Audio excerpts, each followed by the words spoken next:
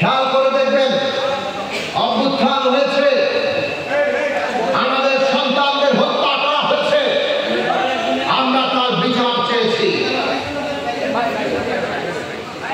আমাদের দেশে ফ্যাসিবাদ কায়েম করেছে, সংবিধান, আইন, সমস্ত রাষ্ট্রীয় প্রতিষ্ঠান এইগুলোকে ব্যবহার করে আপনার দেশের সংবিধান, আইন এবং রাষ্ট্রের প্রতিষ্ঠানগুলোর সংস্কার চেয়েছি।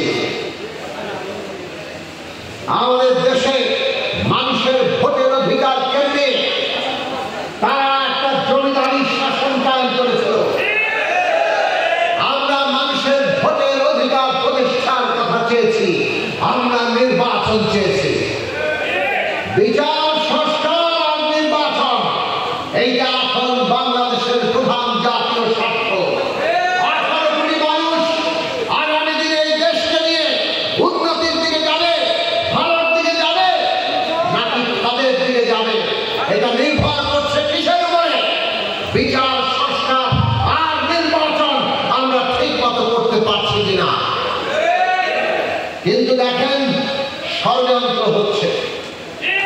নির্বাচন যাতে বানচাল করা যায় তার জন্য নানান ষড়যন্ত্র আমরা দেখতে পাচ্ছি। কোন ষড়যন্ত্র যাতে কাজ করতে না পারে, জনগণকে সেই জন্য ঐক্যবদ্ধ থাকতে হবে। জনগণ যদি ঐক্যবদ্ধ থাকে, কোন ষড়যন্ত্র কোনোভাবেই কাজ করতে পারবে না।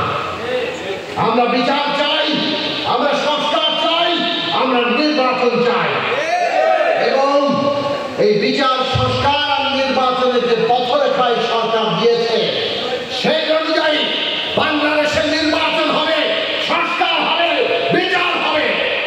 কোন শক্তি তাকে দাবিয়ে রাখতে থামাতে